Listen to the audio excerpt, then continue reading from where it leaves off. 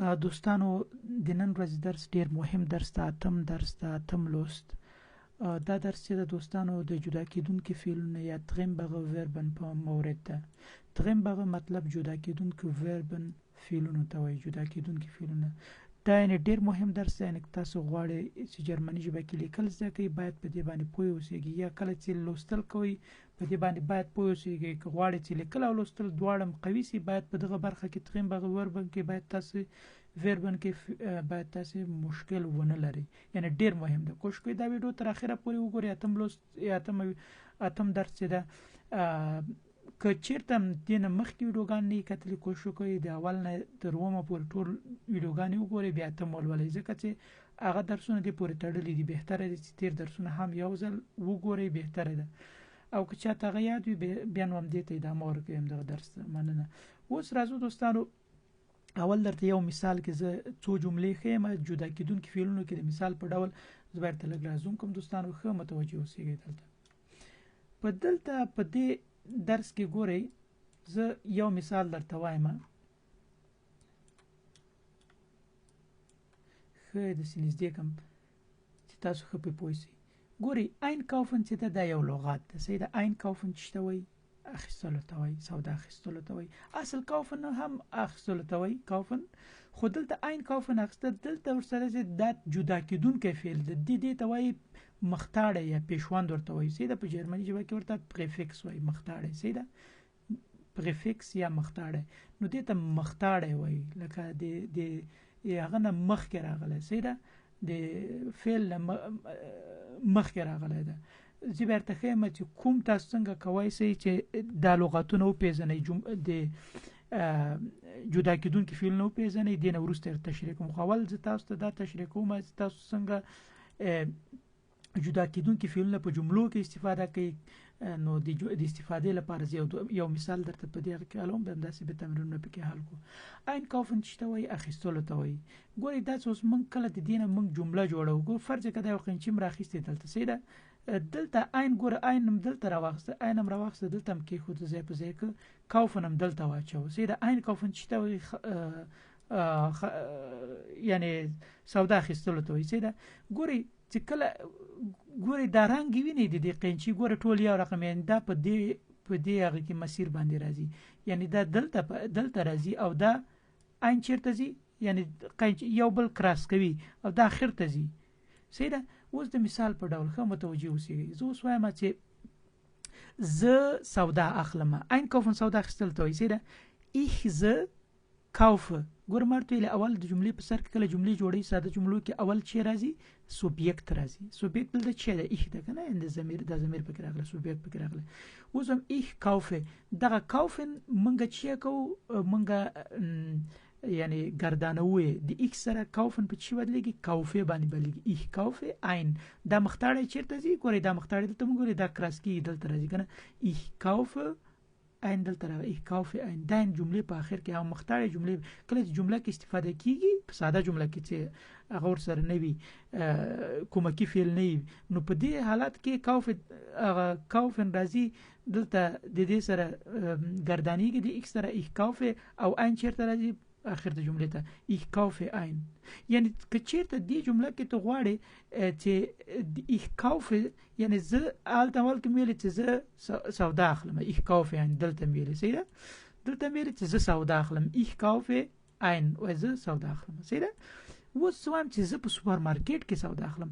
دا ich kaufe په خپل د قینچي په دې برخه کې باندې سپری دی مثال پړو د سپری پرې ګور ich kaufe په خپل ځای کې پات کی. چې اوس په سوپرمارکټ کې سودا اخلم. په سوپرمارکټ کې ich kaufe im Supermarkt ein. ګور ein دلته په خپل ځای په اخر کې دلته ich kaufe im Supermarkt ein. که تو سوای چې وخت هم پکې زه نن په سوپرمارکټ کې سودا اخلم بیا به هم دا په خپل ځای پاتې. ich kaufe جمله په سر کې ich kaufe زه اخلم heute نن ورځ im Supermarkt په سوپرمارکټ کې ein زه په سوپرمارکټ کې نن ورځ سودا اخلم. ان شاء الله چې دا به مې څه بیرته تکراروم یو ځل. ich kaufe زه اخلم ich kaufe ein زه سودا اخلم. خو که چیرته یو یو جمله پکې چې په سوپر مارکیټ کې سودا اخلم دا پکې اضافه کوي نو دا په خپل ځای پرې دی وګوره قینچي په دې باندې ich kaufe im Supermarkt ein زه په سوپر مارکیټ کې سودا اخلم خو کته وای چې نه د وخت مې اضافه کوم بیا به هم دا په خپل موقعیت کې پاتې یعنی قینچي په دې غاړه کې دا به په دې غاړه کې یعنی دغه ویني ګوره د سپیر ich kaufe heute نن ورځ im Supermarkt سوپر مارکیټ کې ein یعنی دا کافه ګوره په خپل هم دی طرف کې په دې دویم موقعیت کې پات سو په اول موقعیت کې شو سوبیکټ دویم موقعیت کې شو اخیستلو سیدا یعنی دا فعل دویم موقعیت کې همیش مرتبه ویل په ساده جملو کې سیدا جدا کیدونکو فعلونه په ساده جملو کې دغه مختاړ همیش د جملې اخر ته په ساده جملو کې چې هغه ور سره نه وي فرض کا یا په نیمګړي جمله کې نه وي په صورت کې بیا د دلته نه پات کیږي او یا که چیرته په نیبنزات کې مطلب مې دا کنه به ورسره تشریح کوم او یا ور سره هغه نه وي دا کومکی فعل که چیرته بیا په دې شکل باندې نه کیږي ورته مثال ورته خیم مثال په ډول مثال د صدا غوري خو متوجه اوسئ زه دغه مثال راخلم ښکاری درته کنه دا مثال ګوري دې مثال کې وګورئ په دې مثال کې پوزیشن 2 یعنی دوهم موقعیت اند اخر دی باندې اول باید ځان پوي کی پوزیشن 2 یعنی دوم موقعیت فرض کړه یو جمله دا ټوله صحیح ده موږ دې ته جان ورکو پوزیشن عین اول موقعیت پوزیشن 2 دویم موقعیت دریم موقعیت اند اخر د جمله دا باید تاسو زده اوس راځو د پوزیشن 2 کې مارته لامیش چې راځي هغه راځي سوبجیکټ راځي فایل مې کار کوونکې کاغذ ماته مونږ یو کاغذ او یا وخت راځي صحیح ده دا دواړه هغه کې موږ فرض کړه سوبجیکټ راولو ich ز مګورې دا عین کاوفن موږ څنګه ماته دلته تشریح کنه په دې هغه کې په دې جمله کې مرته تشریح کنه په دې جملو کې ټول اوس دا کاوفه ماته ته ویل چې دا کاوفه په دې دوه موقعیت کې راځي ته ویني اوس دلته هم موږ دلته هم چې کو موږ دا کاوف راخلو د ich سره چې کو گردانه و ich kaufe و ز اخلمه کاوفم دوهم موقعیت راګور دوهم موقعیت کې راغی جمله ich kaufe ز اخلمه چیرته ام سوپرمارکت موږ دلته ویلو کنه چې دا په خپل ځای پات کې سوپرمارکت باندې د ماینس کراغوي د ماینس کراغي او عین ګوره جمله اخر ته راغی ګوره دا عین چیرته لاړ جمله اخر ته لاړ ګوره دلته هم د قیچي شکل غوړه ک ګوره دا د یو شکل یعنی دا دوه موقعیت کې عین چیرته اخر ته ما تاسو ته ویلي دا صرف ساده جمله خو چیرته مودل ور سره راغلی کومکی فعل لکه دلته کاری درته لکه دلته سیده نو په دې حالت کې بچی کوي چې چیرته مودل ور سره کنه نو ich muss زباید بیا دغه عین کاوفن چې دا د عین کاوفن توس دې جمله جوړه دا بیا مکمل ډول جمله اخر ته چیرته زی اند ته زی جمله اخر ته زی ګوره ich muss زباید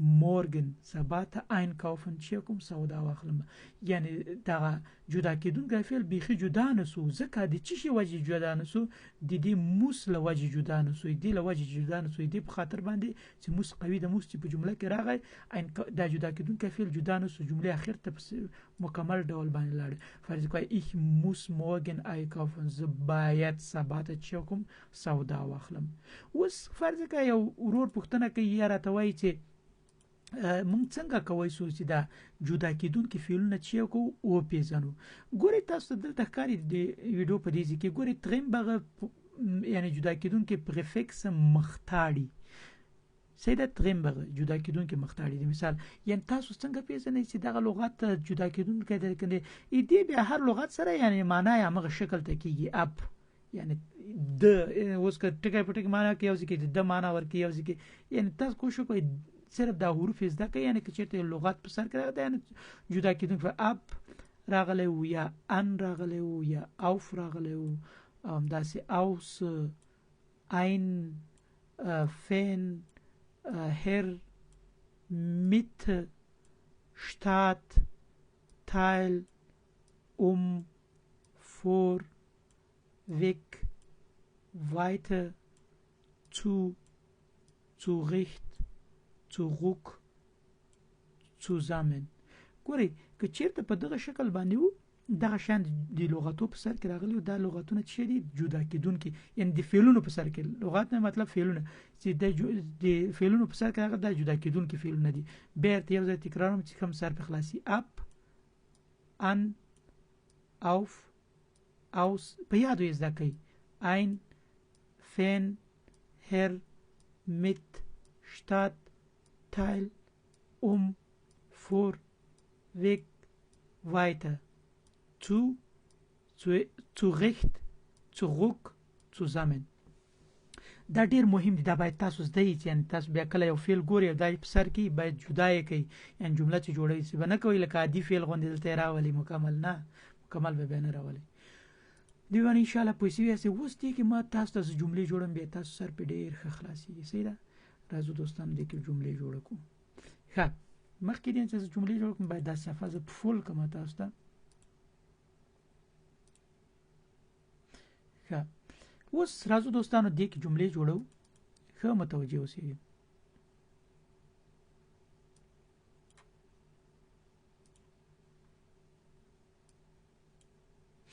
ښه ګورئ، اول چې دا آینشتایګن چې ته وایي ختلو ته وایي آینشتایګن. دا اوس موږ څنګه په جمله کې استفاده کوو د آینشتایګن موږ څنګه په جمله کې استفاده کوو. ښه متوجه اوسئ. آینشتایګن فرض که موږ ته دا خانه خالي راکړي، فرض که دا مخکې نه دي لیکل سوي، صحیح ده، دا موږ لیکو پکې، یعنی ما تاسو حل کړي چې دا ویډیو لږ لنډه راشي که نه، دا مخکې نه لیکل سوي. فرض که موږ دا جمله کې ایک سره ما تاسو ته ویلي وو که چېرته اول به تاسو ګورئ چې دې کې موډل ورب شته که نشته. ګوره دې کې موډل ورب نشته. که موډل ورب وو بیا دا په مکمل ډول اخر د جملې کې لیکل کېده. اوس دې کې موډل ورب نشته، موږ دغه شتایګن راخلو، دا د ایک سره چی کوو، یعنی دې سره ګردانو ich steige an der Station Westend in die U-Bahn. ګوره دغه برخه د جدا کېدونکي فعل چېرته لاړه؟ اخر ته ein. صحیح ده؟ بیا ورته وایم einsteigen، ختلو ته وایي. صحیح ده؟ ich steige an die Station Westend، وایي زه خیزم د ویستند په سټیشن کې in die U-Bahn 6 U6 ein، وایي U-Bahn 6 ته زه ورخیزم، U6 ته ورخیزم، یعنی په دغه سټیشن کې په ویستند سټیشن کې زه U6 ته ورخیزم. ich steige an die Station Westend in die U-Bahn 6 ein. اوس پوه شوئ چې دلته شتایګې دلته راغله، دا برخه په دوهم موقعیت کې او ein د جملې اخر ته راغله. دا مهم ده، اصلي هدف یې موږ جدا کېدونکو فعلونو موقعیت ده. صحیح ده؟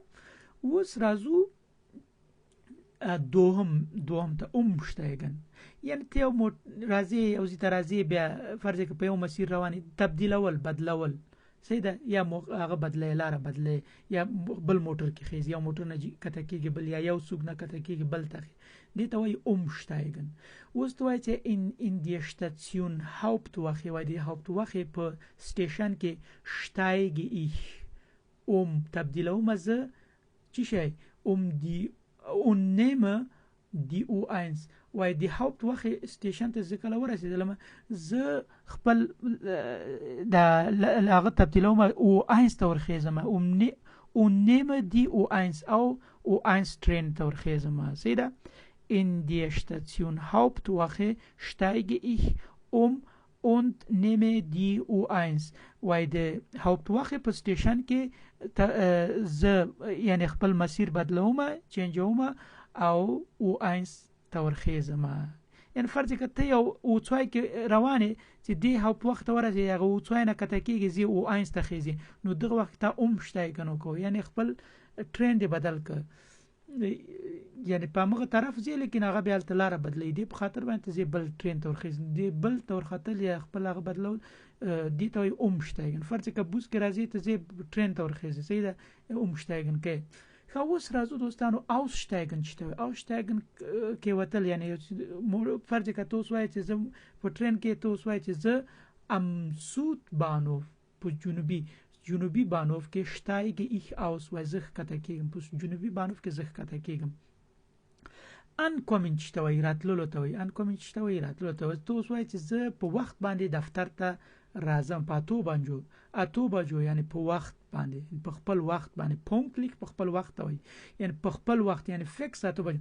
pünktlich په خپل وخت 8 Uhr په 8 بجو komme ich راځم زه im Büro دفتر ته وای دفتر ته زه په 8 بجو باندې، یعنی په خپل وخت راځم.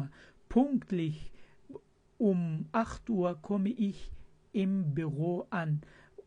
ګوري کومن په کومه وخت دلته راغی سیده او ان چیرته لاړ اخر د جملې ته لاړ سیده. پونکتلیخ په خپل وخت یعنی په وخت باندې 8 Uhr په 8 بجو باندې komme ich راځم زه im Büro دفتر ته ان سیده یعنی په 8 بجو باندې زه دفتر ته په وخت راځم سیده.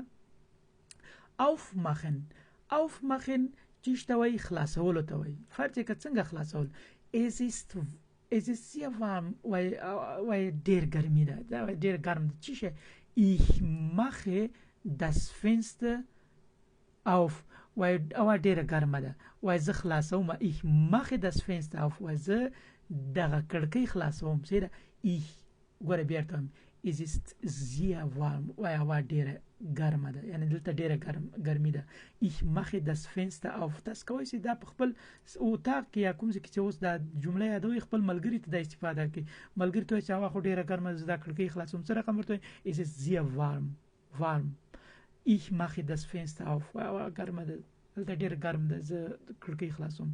اوس غاین کومن شته وي دا هم جدا کېدونکی فعل دی.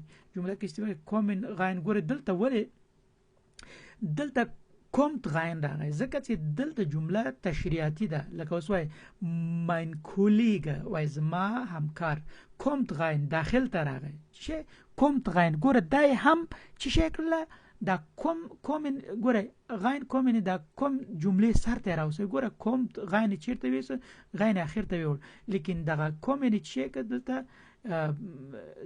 دی mein Kollege سره چې یعنی کنجوگیرن کرد. Was mein Kollege kommt rein und sagt well was ما همکار داخل درغه ویل سیده. یعنی مونږه هر وخت باید دا فعل راوخلو د دې سوبجیکت سره کنجوگیرن کو یعنی دی ich سره دو سره اوس دا ای د دې په خاطر باندې دی ای سره mein Kollege دا کنه دې په خاطر kommt راځي موږ دا غلط ګردانو نو دی ای سره kommt راځي دې په خاطر باندې. اوس څو مخن بندول ته وي. اوس چاته وي چې هوا دلته هوا ګرمه ده هغه یخه ده وای دا کړکۍ بنده کا. څنګه ورته چې هوا یخه ده کړکۍ بنده کا. es ist kalt hier هوا یخه ده دلته یا دلته یخ ده. machen Sie وای بنده کړی تاسو دوخ ولنه das Fenster zu دغه کړکۍ وای بنده کړي.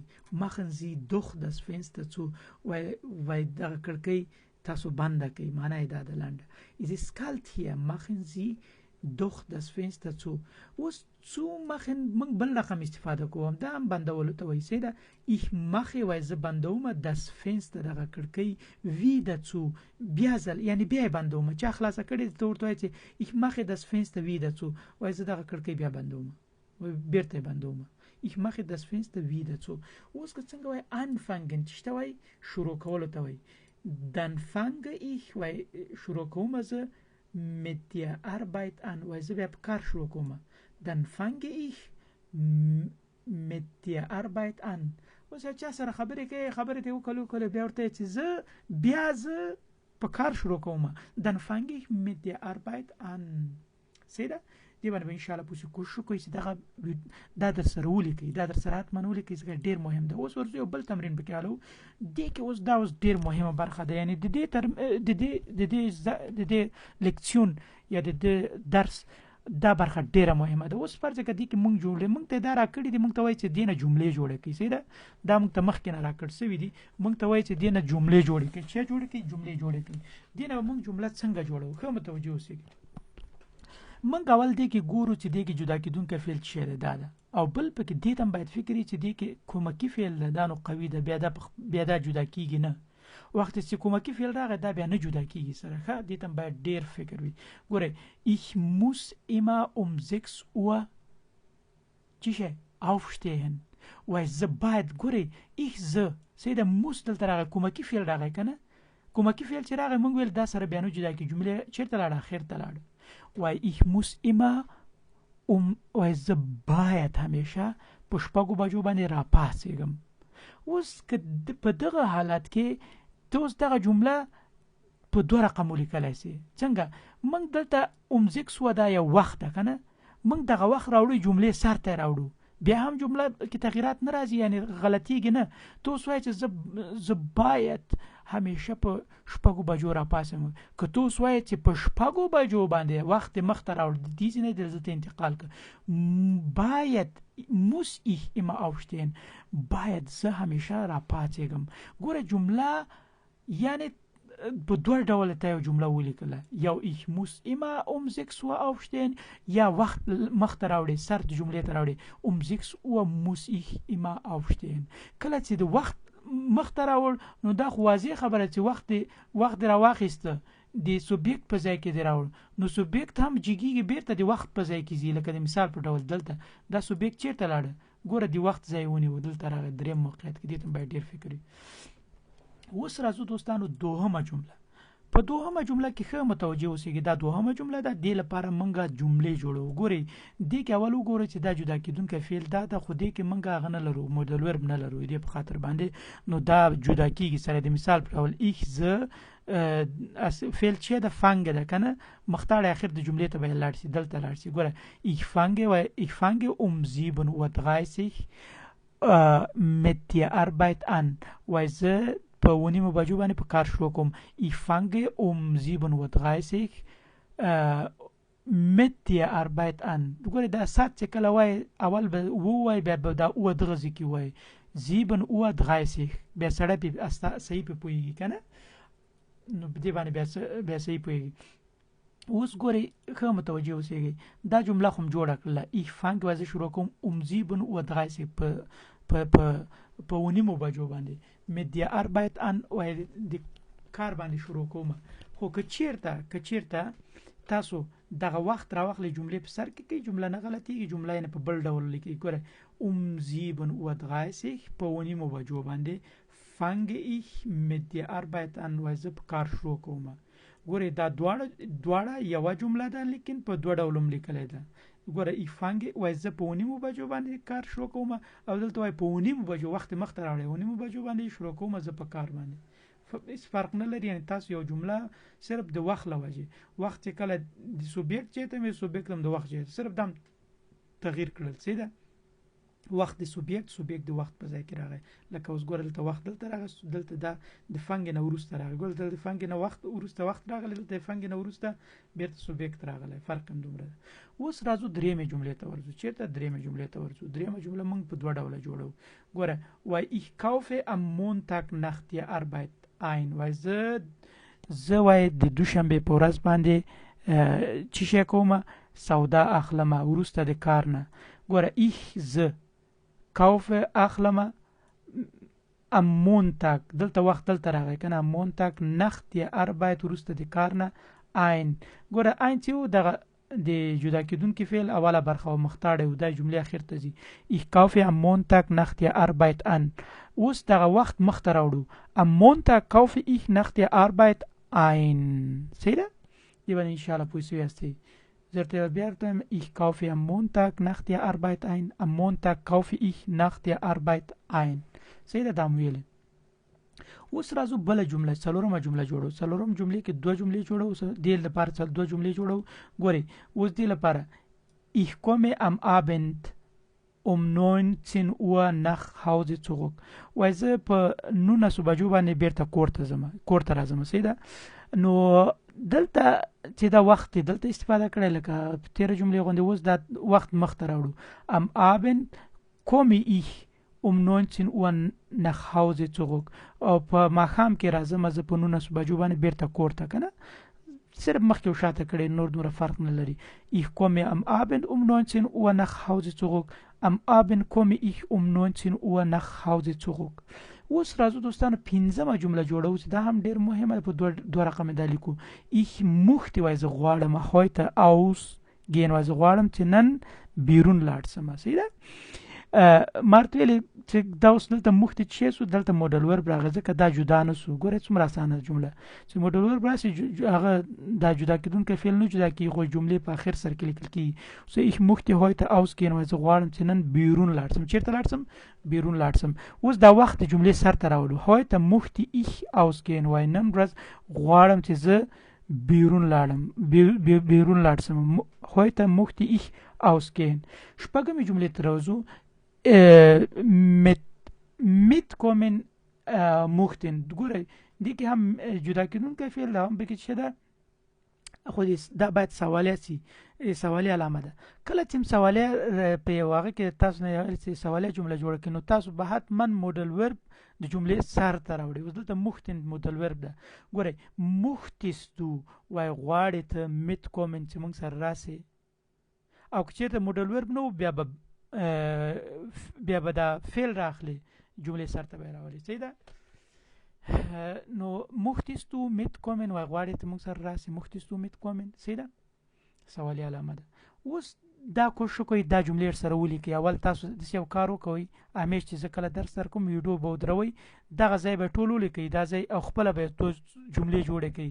بیا چې جوړې کړئ بیا یې راسئ دا ویډیو دغه ځای نه سکرین شاټ واخلئ، دې سره مقایسه کړئ چې صحیح ده که نه ده صحیح. صحیح ده؟ دې باندې تاسو باید خپله ډېر کار وکوئ.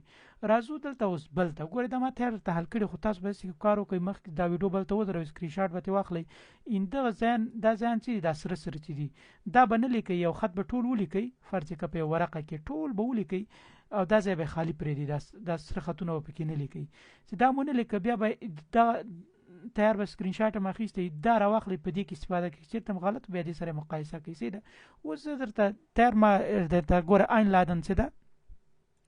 ګوره دا زه په دې اوله جمله کې استفاده کوم، اوله جمله کې. صحیح ده؟ ګورئ mein Freundin وای زما ملګری wohnt اوسیږي an die Nordsee په جنوبي سیند هغه چې د نارسې کې اوسیږي. und او sie lädt mich ein هغې زه دعوت کړی یم. صحیح ده؟ mein Freundin wohnt an der Nordsee und sie lädt mich ein. د einladen راخیستل ته په جمله کې ګورئ laden سر ته راغلی، لید ته واوښته. صحیح ده؟ sie lädt انځي لپاره موږ لیت وایو که نه، sie lädt mich ein. صحیح ده؟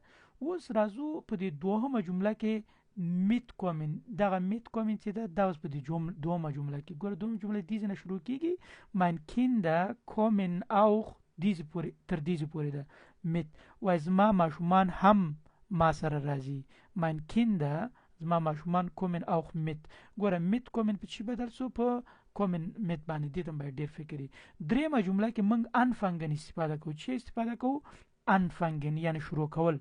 ښه متوجه اوسېږئ. ګورئ die Ferien وای دا رخصتیانې چې دي fangen شروع کېږي am Montag an په دوشنبې ورځ باندې. aber ګوره die Ferien رخصتیانې fangen am Montag an و رخصتیانې په دوشنبې پورې شروع کېږي. اوس ګورئ دلته اوس نیمګړې جمله یا nebensatz دا Hauptsatz و دا nebensatz.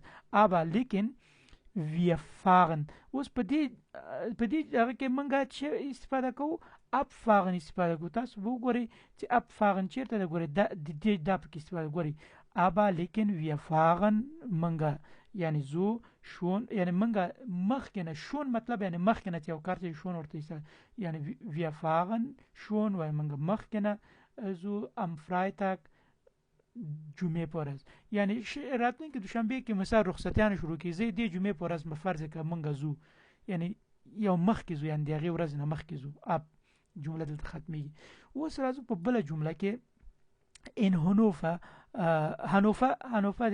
یو ځای هغه نوم ده Hannover یو ښار نوم ده Hannover تاسو بلد یې müssen wir umsteigen وایي موږ باید هلته خپل ټرین چینج کړو müssen wir umsteigen. اوس دلته موږ چې استفاده کوو په دې هغه کې umsteigen راخلو دلته استفاده کوو دا ټول دلته ما استفاده کړي. اوس به زر زر درته ووایم خو تاسو باید اول سره کې مې درته ویلې تاسو باید دې باندې خپله کار وکوئ. صحیح ده؟ 20:18 وای په 20:18 یعنی په 8:18 باندې kommen wir denn in St. Peter-Ording an وای په 20:18 باندې موږ راځو چیرته سنت پیټربورګ ته. mein Freundin وای زما ملګری Freundin ملګری holt uns وای موږ ځان سره راخلي am Bahnhof ab وای موږ ځان سره بانوف کې راخلي.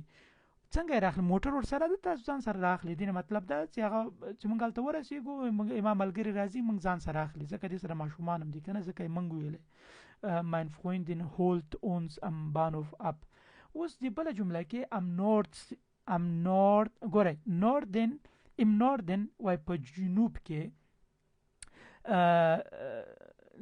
کې ایست سودن جنوب ته نوردن شمال ته سوري نوردن په شمال کې ایست از ایما وای الته د همیشه چه ان بیسن کلته وای یو څه اندازه چه یخوي شمال خو مش چوي یخوي په دې خو پوهیږي کنه also همدارنګه müssen wir warme Kleidung mitnehmen موږ باید ځان سره ګرمې جامې واخلو ځکه هغه خو یخ وي دې په خاطر به موږ ځان ګرمې جامې اخلو nach 2 Wochen وروسته د 2 هفتو نه müssen wir باید موږ nach Hause zurückkommen باید وروسته د 2 هفتو نه بیرته باید کور ته راسو دلته ولې zurückkommen یو ځای راغلی ځکه چې په دې جمله کې چې ده müssen راغلی مرته چې کله مډل ورب راسي جدا کېدونکی فعل نه سره جدا کېږي شاده وای ډېر بد دا وای وروسته 2 هفتو نه موږ رخصتي ختمېږي بیرته کور ته وای څومره بد شاده افسوس کنه اوس یو ځل بیا درته دا ټول درته لولم معنا خو مې ورته وکوله که پې نه پوهېدلې هغه کې وګورئ وبزید سکې Meine Freundin wohnt an der Nordsee und sie lädt mich ein. Meine Kinder kommen auch mit. Die Ferien fangen am Montag an, aber wir fahren schon am Freitag ab. In Hannover müssen wir umsteigen. Um 20:18 Uhr kommen wir dann in St. Peter-Ording an. Meine Freundin holt uns am Bahnhof ab. Im Norden ist es immer ein bisschen kälter, also müssen wir warme Kleidung mitnehmen. Nach 2 Wochen müssen wir nach Hause zurückfahren. Schade. ښه دا به 2-3 دفعې وګورئ چې اوس په دې تمرین ګورئ دلته اوس هاوسر باید د کور په کار لپاره ergänzen Sie die Verben موږ د کور په کارو کې مثال دغه جدا کېدونکي فعلونه موږ څنګه استفاده کوو دا ډېر مهم دي زه درته وایم خو کوشش وکړئ تاسو دا ځل باید ولیکئ صحیح ده وای jeden ګورئ دا ډېر مهم دا باید په یاد زده کړئ چې تاسو لیکل زده شي که نه په لیکل jeden Morgen هر سهار muss ich früh aufstehen زه باید früh مطلب دلته وختي راپاڅم jeden Morgen یعنی هر سهار muss ich früh aufstehen زه باید وختي راپاڅم jeden Tag هره ورځ bereite ich das Frühstück وای زه د سهار چای اماده کوم فور ګورئ bereite دلته راغی فور چېرته راغی اخر ته لاړه ځکه جدا کېدونکی فعل ده jeden Tag وای هره ورځ bereite ich das Frühstück vor وای زه هره ورځ سهار چای کوم اماده کومه danach بیا wasche ich das Geschirr ab وای زه بیا ظرفونه مینځمه ګوره abwasche که نه abwaschen danach wasche ich das Geschirr ab وای زه بیا ظرفونه مینځم und mache die Waschmaschine an او بیا چې کوم anmachen ده کنه anmachen زه بیا د مینځلو ماشین کې چې چالانوم anmachen صحیح ده dann بیا muss باید ich einkaufen und kochen بیا باید زه سودا واخلم او کوخن او دیګ وکوم کنه کوخن یعنی پخلی وکوم 13 Uhr او په 14 بجې یعنی په 1 بجې ماسپښین kommen die Kinder ماشومان راځي und die Schule aus der Schule zurück یعنی د کوم ځای نه د مکتب نه بیرته په 14 بجو باندې ماشومان د ښوونځي نه بیرته راځي 13 Uhr kommen die Kinder aus der Schule zurück manchmal bringen sie Freunde und Freundinnen وای بعضې وخت راولي هغوی یا راوړي هغوی ملګري او ملګرې ښځینه zum Essen خوراک لپاره mit ځان سره وای دا موږ ماشومان چې کله راسي مکتب نه بعضې وخت هغوی ځان سره خپل ملګري راولي چېرته ډوډۍ لپاره راولي. Manchmal bringen sie Freunde und Freundinnen zum Essen mit. Sie spielen و هغوی لوبې کوي dann بیا und او ich räume die Küche auf. زه بیا د اشپزخانه راټولومه. putze پاکومه bügele او وتو کومه پاکول کومه bügele وتوکاری کومه. rufe beim Arzt oder in der Schule و زنگ وهمه ډاکټر ته یا ښوونځي ته an کنه anrufen ده کنه زنگ وهل بیرته دا تشریح کوم. sie spielen dann و هغوی لوبه کوي und او ich زه räume die Küche auf. زه اشپزخانه پاکوم. putze پاککاری کومه. bügele وتوکاری کومه. rufe beim Arzt oder in der Schule an یا ډاکټر او یا ښوونځي ته زنګ وهم. später وروسته sehen die Kinder fern و وروسته ماشومان تلویزیون ګوري. sehen die Kinder و وروسته ګوري ماشومان fern تلویزیون. ich hänge die Wäsche و زه ځوړندومه die Wäsche جامې auf. یعنی aufhänge چی یعنی ځوړندومه په چی شي und او leere die Mülleimer او خالی کومه چی شي کثافه‌دانی یا د خځلو کوم سطل چې هغه خالی کومه. ausleeren یعنی بهر ته خالی کول کنه بیرون خالی کول. ausleeren خالی کومه د Mülleimer د خځلو هغه کوم هغه چې ده کنه سطل چې ده مول وای خځلو ته ایمه سطل ته وای خځلو سطل. was ist mein Beruf وای زما وظیفه نو چی ده. ich bin Hausmann زه چې ما د کور سړی یم. ګوره جرمني کې د کور سړی هم شته د کور ښځه هم شته یعنې چې کور کارونه ټول کوي هغې ته کور سړی وایي او که ښځه یې کوي هغې ته وایي هاوس. دلته اوس هاوس فراو دا هاوس من ده صحیح ده. اوس دا ټول یو ځل درته وایم بیا ورځو بل یو ته. ګورئ jeden Morgen muss ich früh aufstehen. یو جمله درته وایم. jeden Tag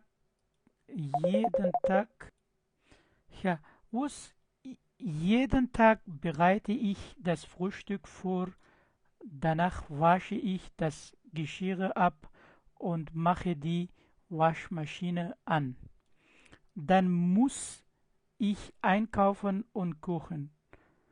Um 13 Uhr kommen die Kinder aus der Schule zurück.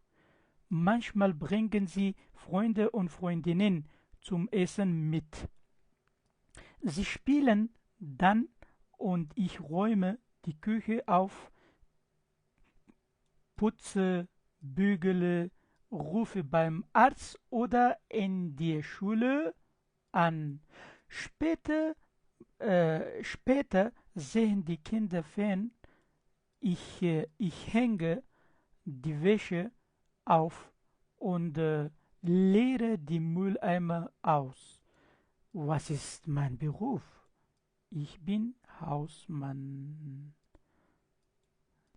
اوس دوستانو دا بیا ډیر مهم برخه دی د درس ځکه چې تاسو ته یو جمله درکړل شوې ده. دا جمله به فرض که په اول کې تاسو دا جمله درکړئ چې ما تیار درته حل کړې څه رقم حل کېږي. ګورئ ما درته ویلې چې وخت که مخته راوړئ چې مشکل نه ګورئ 8 Uhr schalte ich den Computer an. وای په 8 بجو باندې زه کمپیوټر چې کوم چالانومه. صحیح ده دام جوړه کړله. اوس ورځو دومه جمله جوړو. صحیح ده دا دومه جمله غټه جمله ده دا باید څه رقم جوړه شي. ما درته جوړه کړې خو دا اصل کې تاسو کورنۍ وظیفه ده. 9 Uhr rufe ich Kunden und Kundinnen an und muss E-Mail schreiben. وای په 9 بجو باندې زنګ وهم زه مشتریانو نارینه او ښځینه مشتریانو ته او زه باید ایمیل ولیکم. اوس درېمه جمله جوړو. Ankommen eine Lieferung um 10 Uhr. ګورئ دې کې اوس دا جمله جوړو. Um 10 Uhr kommt eine Lieferung an. یعنی یو چا شی را لېږلی لیفر کړی ده که نه وایي 10 بجو باندې راځي. صحیح ده، دې مطلب دا ده. اوس څلورمه جمله جوړوو. Ich arbeite schnell وایي زه تیز کار کوم. ګوره داسې ده، دې ته وایي Hauptsatz. داسې ده بیا دې ته وایي Nebensatz. Weil das Meeting 11 Uhr anfängt. تاسو ګورئ دا باید تاسو زده وي. یو چې ده Hauptsatz ده یعنی اصلي جمله، او یو چې ده نیمګړې جمله. اصلي جملې ته وایي Hauptsatz، نیمګړې جملې ته وایي Nebensatz. ښه متوجه اوسئ. Hauptsatz او Nebensatz تاسو څنګه پیژنئ؟ تاسو دغه دا وایل څه معنی؟ وایل ځکه چې دې ته وایي نښلوونکی جمله، یعنی دې ته وایي کنیکتور، یعنی نښلوونکی د دوه جملو. صحیح ده، دا یوه جمله دا بله جمله په دې په واسطه نښلل شوې ده. د وایل نه مخکې باید نقطه هغه راسي، کومه راسي. دې ته باید ډېر فکر وي چې کله موبایل جمله کې استفاده کوو مخکې باید کومه استفاده کړي. ګورئ اوس د مرکزي یعنی مهمه هغه اصلي جمله چې ده مکمله جمله Hauptsatz مرکزي جمله. Ich arbeite schnell وایي زه تیز کار کوم. اوس دا نیمګړې جمله ده ځکه وایل پکې وایل ځکه چې das Meeting 11 Uhr anfängt وایي ځکه چې دا میټینګ چې ده ناسته چې ده په 11 بجو باندې شروع کیږي. اوس ورځو د نور جملو ته پنځمې جملې ته. پنځمه جمله داسې لیکل کیږي دا باید څه رقم جوړه شي؟ ګورئ nach dem Meeting وروسته د میټینګ نه können wir mit der Pause anfangen وایي وروسته د میټینګ نه موږ کولی شو چې پوزې شروع کړو، یعنی تفریح وکړو. nach dem Meeting können wir mit der Pause anfangen. شپږمه جمله څه رقم جوړو؟ pünktlich 13 Uhr وایي په وخت باندې په 14 بجو باندې muss ich باید زه aus der Pause zurückkommen باید زه د تفریح نه بیرته راسم. مطلب باید په وخت باندې بیرته راسم میټینګ ته. دې مطلب دا 17 Uhr او په 11 بجو باندې یعنی 5 بجو مازدیګر باندې schalte ich den Computer aus زه خپل کمپیوټر چې کوم بندوم. ausschalten بندول ته وایي. und räume den Schreibtisch auf räume چې ته وایي راټولول که نه یا منظمول. او زه خپل د لیکلو کوم میز چې ده هغه راټولوم منظم کوم ځکه ګډوډي شان مازدیګر که نه دې په خاطر شان بې ځایه شوي هغه ځای په ځای کړم. ګوره 17 Uhr schalte ich den Computer aus په 11 بجو باندې زه کمپیوټر ګول کوم. und räume den Schreibtisch auf او د لیکلو میز په سر چې کوم شیان دي هغه راټولوم یعنې منظم کړم. اتمه جمله چې وګورئ اتمه جمله کې داسې ده چې ich gehe schnell nach Hause zurück وایي زه زر کور ته ځمه ځکه چې ګوره دلته اوس بیا دا اوس اصلي جمله اوس دا نیمګړې جمله weil ځکه چې ich heute زه نن ورځ ausgehen mochte بیرون ته تګ غواړم. اخرنۍ جمله ګوره دا سوالي علامه پکې ده دلته که نه. gehe ich allein ins Kino oder kommen Sie mit وایي زه تنه کینو ته لاړ شم که ته هم را سره راځې. gehe ich allein ins Kino oder kommen Sie mit. اوس دوستانو دا خو میل کوشش کوئ دا جملې تاسو دغه سور خط باندې شریږي دا مه لیکئ دا نور ولیکئ دا خپله جوړه کړئ که چېرته نسو جوړه کړئ بیا دې ته وګورئ. صحیح ده. اوس زه تاسو ته دا وایم چې دغه اخرنۍ دا ټول درس نه چوړ ده په دې کې یعنې هغه ټول درس په دې کې خلاص شوی دا جملې په یاد زده کړئ دا برخه په یاد زده کړئ. مثال په ډول kommen Sie mit وایي ته موږ سره راځې هغه څه وایي nein na ich komme heute nicht mit وایي زه نن ورځ نه درځم تا سره وایي زه نه راځم در سره. kommen Sie mit وایي ته موږ سره نن راځې nein na ich komme heute nicht زه نن ورځ نه راځم. kaufen Sie ein وایي ته سودا اخلې ته سودا اخلې هغه وایي چې nein na ich kaufe heute nicht ein زه نن سودا نه اخلم.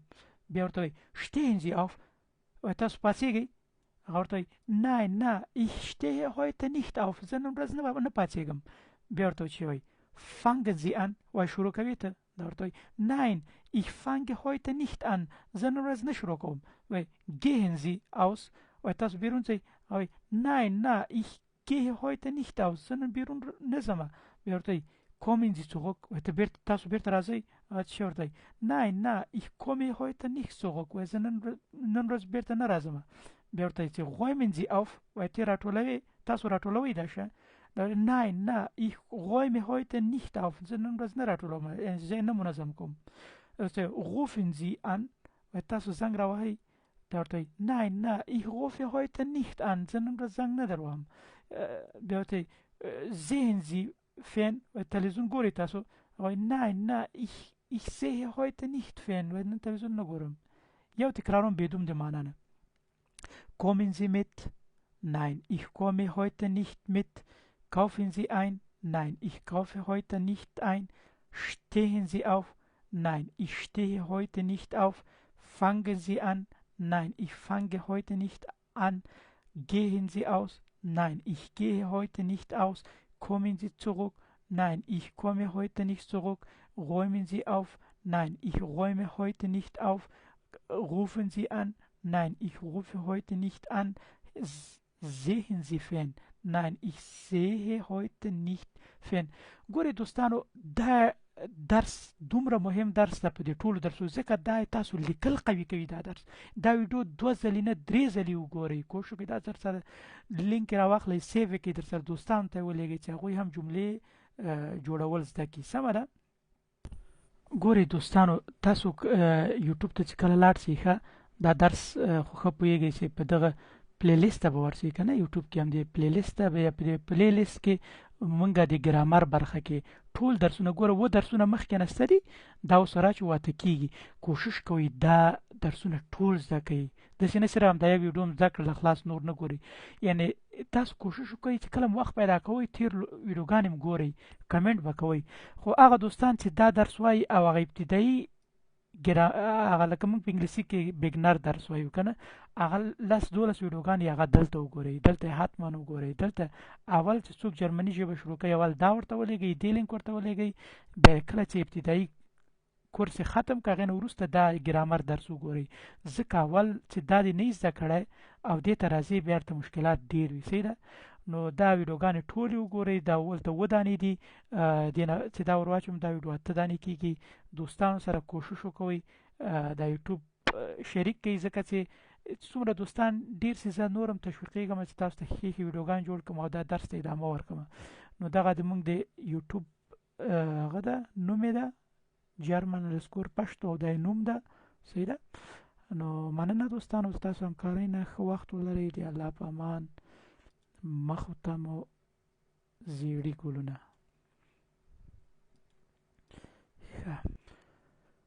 ښه دوستانو هیله لرم چې زده یې کړئ او شی مو ترې زده کړی وي د الله